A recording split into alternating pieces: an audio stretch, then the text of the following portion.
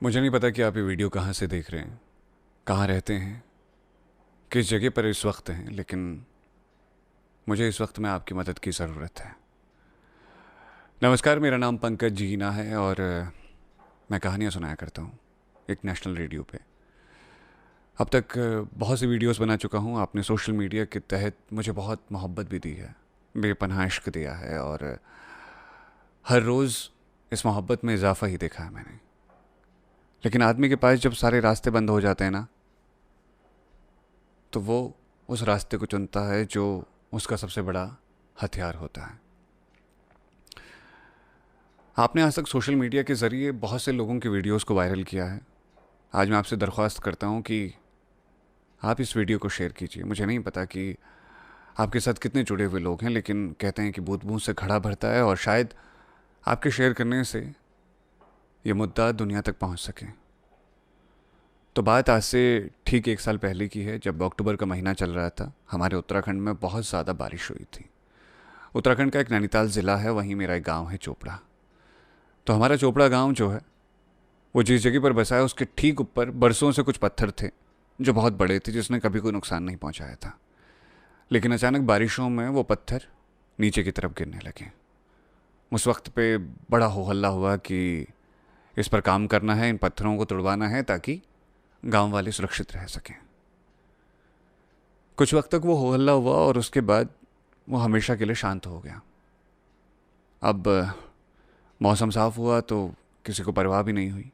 हालांकि गांव के लोग अलग अलग अधिकारियों के चक्कर लगाते गए, उनसे दरख्वास्त करते गए कि आप हमारी सुध ले लें, इस चीज़ को सुन लें, लेकिन कोई असर नहीं हुआ।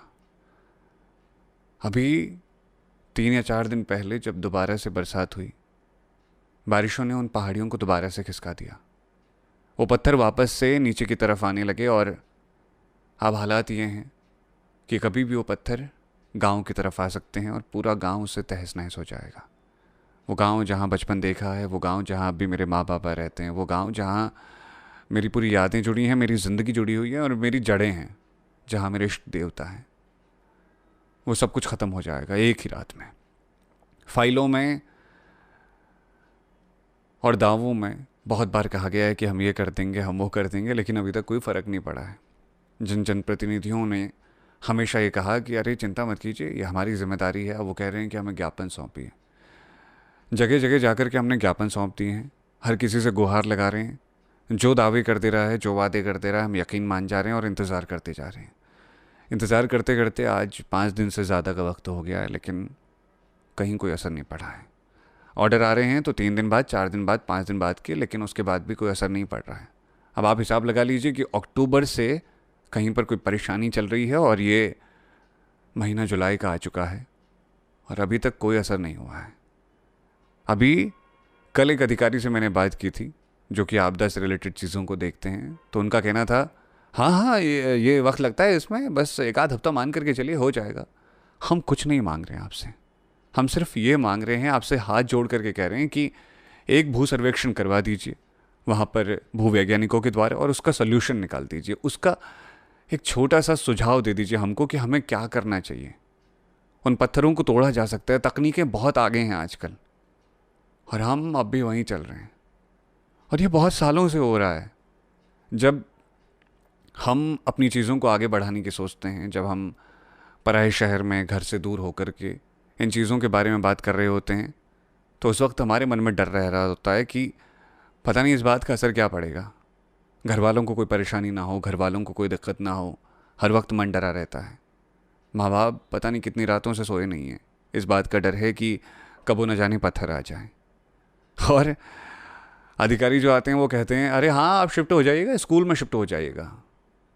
हम अपना घर छोड़ करके स्कूल में शिफ्ट हो जाएं, लेकिन आप उतने समय से एक भी चीज़ को अपने संज्ञान में लाएंगे नहीं और उसके लिए आपको ज्ञापन सौंपना पड़ेगा। हम अपनी गृहस्थी छोड़ करके किसी एक जगह पर शिफ्ट हो जाएंगे, लेकिन आप उस पर कोई कार्यवाही करेंगे ही नहीं, आप उसका कोई सोल्यूशन देंगे ही नहीं। बस आप ये कहेंगे कि गांव खाली करवा दीजिए, हम देखेंगे। आपका देखना बहुत ज़्यादा हो गया साहब। आपके दरवाज़ों पे घंटों खड़े रहते हैं मेरे गांव के लोग, जगह जगह जाकर के गुहार लगा रहे हैं। मैं उस गांव से आता हूँ और मैं हिंदुस्तान भर के रेडियो में कहानियाँ सुनाता हूँ, लेकिन मैं भी मजबूर हो गया हूँ, कुछ नहीं बचा है पीछे। अगर गांव ख़त्म हो गया तो हमारे पास तो कुछ रहने का ठिकाना भी नहीं है। अभी भी सुधारा जा सकता है, अभी भी बचाया जा सकता है। जिसको देख रहे हैं वो बस आश्वासन दिए जा रहा है, वो बस कहे जा रहा है कि हाँ ठीक है कुछ टाइम बाद सही हो जाएगा। कहीं ऐसा ना हो कि ये करते करते हम गुहार लगाते रह जाएं और हमारा गांव इतिहास बन जाए। और ये बात सिर्फ एक गांव की नहीं है, एक गांव के अस्तित्व की है। जहाँ से हम लोग आते हैं, अगर हम भी अपने गांव को नहीं बचा पाए तो फिर समझ लीजिए बाकी लोगों का क्या हाल होता होगा। कुछ समय पहले सोमेश्वर घाटी नाम की एक जगह है जहाँ सड़क पे गड्ढे हो गए थे। गांव के लोगों ने धान बो दिए वहाँ कि क्या पता इससे कोई जाग जाए। नहीं हुआ, वैसा ही चल रहा। खेतों की फसलें बानर उजाड़ जा रहे हैं, कहीं कोई देखने वाला नहीं, कहीं कोई सुनने वाला नहीं, बेलगाम हो गए हैं लोग। अगर कोई परेशान है तो वो ज्ञापन सौंपे, मतलब जनता हमेशा ज्ञापन ही सौंपती रहेगी।